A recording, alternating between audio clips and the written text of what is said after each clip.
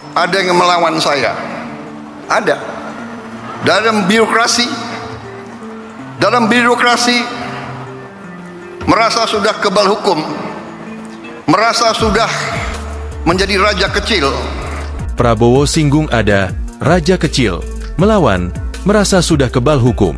Presiden RI Prabowo Subianto menyinggung soal kebijakan efisiensi anggaran di kementerian lembaga saat memberikan sambutan pada pembukaan Kongres 18 Muslimat Nahdlatul Ulama (NU) di Surabaya, Jawa Timur, Senin, 10 Februari 2025. Prabowo mengungkapkan alasannya menerapkan efisiensi anggaran di kementerian, lembaga, dan daerah untuk masyarakat. Prabowo menyinggung ada raja kecil yang melawan kebijakannya tersebut. Saya ingin pengeluaran-pengeluaran yang tidak perlu, pengeluaran-pengeluaran yang mubazir, pengeluaran-pengeluaran yang alasan untuk nyolong, saya ingin dihentikan, dibersihkan.